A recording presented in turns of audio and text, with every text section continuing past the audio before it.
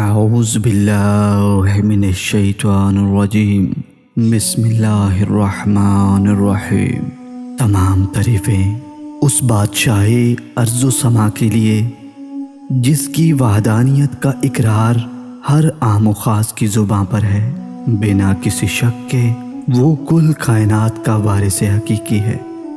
کوئی شک نہیں کہ ابتدا سے لے کر انتہا تک سبھی نے اس عظیم الشان حقیقی وارث کے روبرو ہونا ہے، اور درود و سلام ہوں ان پر جو وجہ تخلیق ارض و سما ہے۔ اللہم صل علی محمد و آل محمد۔ سید واعظ علی سے روایت ہے کہ جناب سرور کائنات کی وفات کے بعد ایک روز جناب امیر المومنین مسجد میں وعظ و نصیحت فرما رہے تھے۔ جناب حضرت امام علی علیہ السلام نے فرمایا، جناب پیغمبر خدا حضرت محمد صلی اللہ علیہ وآلہ وسلم اس جہان فانی سے دار حقیقی میں چلے گئے ہیں، جہاں ہمیشہ کا قیام ہے۔ میں ان کا قائم کردہ نائب ہوں۔ آج کے بعد کوئی بھی مسئلہ درپیش آئے تو میرے پاس آنا، کیونکہ پوشیدہ علوم مجھ پر ظاہر ہوتے ہیں، غیب کے علم میں جانتا ہوں۔ میں علوم انبیاء کا وارث ہوں۔ مجھے آپ صلی اللہ علیہ وآلہ وسلم نے اپنے علوم کا محافظ قرار دیا ہے۔ آسمان و زمین کے تمام رازوں سے میں واقف ہوں۔ بے شک کائنات کے بننے سے لے کر کائنات کے مٹنے تک اور کائنات کے بعد کا حساب و کتاب اور سزا و جزا کا سارا علم اللہ تعالیٰ نے مجھے عطا کیا ہے۔ آؤ آج مجھ سے پوچھو، کیونکہ میں زمینوں سے بہتر تمہیں آسمانوں کے رازوں سے آشنا کروں۔ اسی دوران اس مجمع میں ایک مشرک بھی بیٹھا تھا جو کہ کثرت مال کی وجہ سے بڑا مغرور تھا۔ جب آپ علیہ السلام کا یہ کلام سنا تو دل ہی دل میں انکار کیا اور مجمع سے اٹھتا ہوا مسجد سے باہر نکل گیا۔ جیسے ہی اس نے مسجد سے باہر قدم رکھا تو غضب الہی کا شکار ہو گیا۔ باحکم خدا اس کی شکل مسخ ہو گئی اور وہ مشرک کتا بن گیا۔ جب اپنا یہ حال دیکھا تو بڑا پشیمان ہوا۔ اسے فوراً یہ سمجھ آ گئی کہ میرے ساتھ ایسا کیوں ہوا ہے۔ وہ مسجد میں واپس گیا تاکہ امیر المومنین سے اپنی غلطی کی معافی مانگ سکوں اور اپنی اصلی حالت میں واپس آ جاؤں۔ جب یہ مسجد میں داخل ہوا تو مسلمانوں نے اسے دھتکار کر باہر نکال دیا۔ یہ کمینہ اسی حالت میں اپنے گھر کی طرف روانہ ہو گیا۔ جب اپنے قیمتی بستر پر آرام کرنے لگا تو اس کی بیوی نے دیکھا کہ اس کے شوہر کی آرام گاہ میں کوئی کتا بیٹھا ہے، تو اس نے اپنی باندھیوں کی مدد سے اسے ڈنڈوں اور سوٹوں سے مار کر فوراً گھر سے باہر نکال دیا تاکہ واپس نہ آئے۔ جب باہر میدان میں پہنچا تو محلے کے کتوں نے اس کی خوب درگت بنائی۔ لاچار ہو کر اس نے جنگل کا رخ کیا۔ جنگل میں پھرتا رہا، کوئی چیز کھانا چاہتا تو حلق سے نیچے نہ اترتی۔ خدا سے موت کی بھیک مانگی تو وہ بھی نہ ملی۔ اس جنگل میں ریت کا ایک ٹیلہ تھا جہاں وہ دن رات چکر لگاتا، برف باری، برسات، سردی گرمی کی مصیبتیں جھیلتا۔ اسی اسنا میں اسے 7 سال کا عرصہ بیت گیا تو اس کے خاندان والوں کو اس کی بڑی فکر ہوئی کہ آخر چلا کہاں گیا ہے جو آج تک واپس نہیں آیا۔ اس کے قبیلے کے لوگ اس کی تلاش میں گلی کوچوں شہروں کے چکر کاٹ چکے تھے، لیکن کسی کو اس کی کوئی خبر نہ مل سکی۔ انہوں نے سوچا شاید کسی دشمن نے اسے قتل کر دیا ہو۔ اسی طرح آخر کار انہوں نے اس کی موت کا سوگ منایا۔ اس کی بیوی جو نوجوان اور نہایت ہی خوبصورت ہونے کے ساتھ ساتھ ایک ایماندار اور محمد و آل محمد سے دلی طور پر عقیدت رکھنے والی عورت تھی، اپنے شوہر کے سوگ میں سیاہ لباس پہن کر 7 سال تک اپنے شوہر کی جدائی میں آنسو بہاتی رہی۔ محلے کی تمام عورتوں نے اسے مشورہ دیا کہ کب تک سوگ میں بیٹھی رہو گی، بہتر تو یہ ہے کہ تم دوسری شادی کروا لو، تمہارے لیے تو ہزاروں نوجوان حاضر ہو جائیں گے۔ لیکن اس بات سے اس عورت کو مزید دکھ پہنچا۔ آخر کار ایک دن روتے روتے وہ جناب امیر المومنین حضرت امام علی علیہ السلام کی خدمت اقدس میں حاضر ہوئی اور کہنے لگی، یا علی، درود و سلام ہوں آپ پر۔ مولا، میں آپ کے پاس اپنا ایک غم لے کر حاضر ہوئی ہوں۔ جو مجھے کئی سالوں سے کھائے جا رہا ہے، مجھے اس غم سے نجات دلا دے۔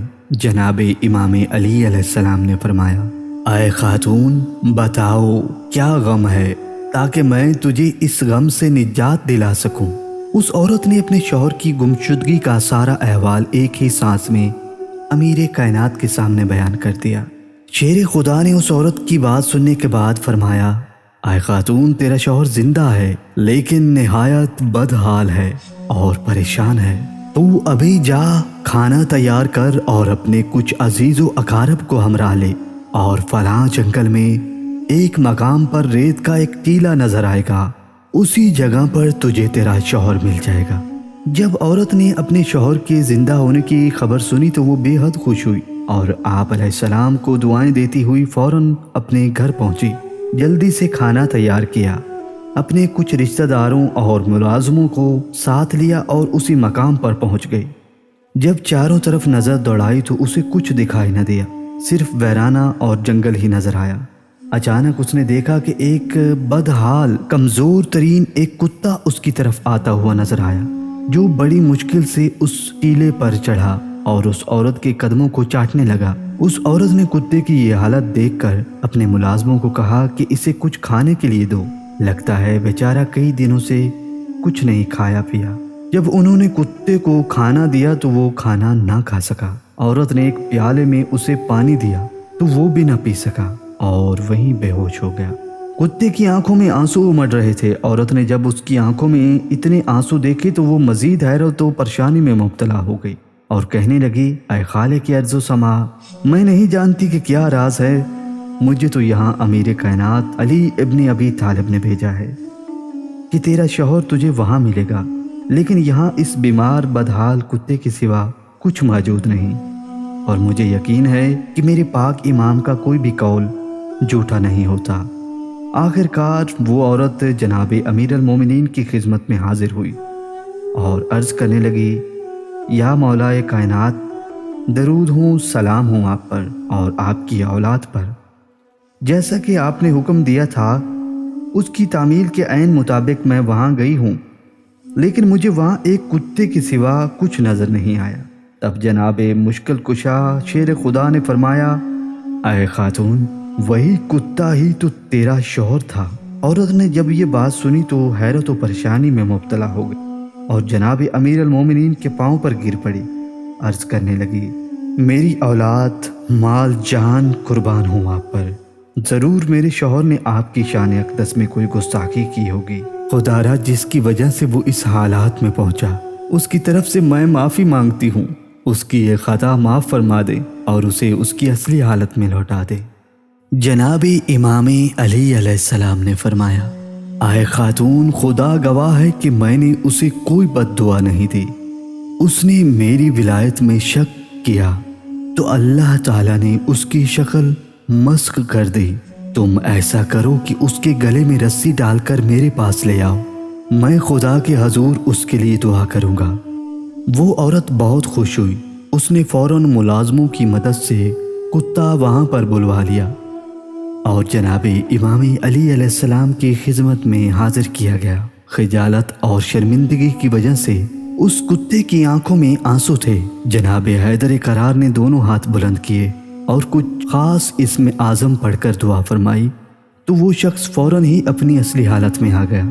اس شخص نے اسی وقت مولائے امیر کائنات کے قدموں میں گر کر معافی مانگی اور کہا، بے شک میں نے آپ کی ولایت پر شک کیا تھا اور اپنے کیے کی سزا پائی، اب میں شرک سے بیزار ہوں، میری حالت پر رحم فرمائیے اور ہدایت کی راہ دکھائیے۔ جناب حیدر قرار نے اسے معاف فرمایا اور اسے ایمان کی تعلیم سے مزین کیا۔ وہ شخص دین محمدی پر ایمان لایا اور اہل یقین میں شامل ہو گیا۔ پیارے دوستو، جناب علی ابن ابی طالب علیہ السلام کے اتنی فضائل ہیں کہ جن کا گنتی میں شمار کرنا بہت ہی مشکل ہے، بلکہ ایسا سمجھے ناممکن ہے۔ بس انہیں سوچیے مت، صرف مانیے، کیونکہ یہ سوچوں میں نہیں آتے، حلالی کے سیدھا دل میں آتے ہیں۔ اللہم صلی علی محمد و آل محمد۔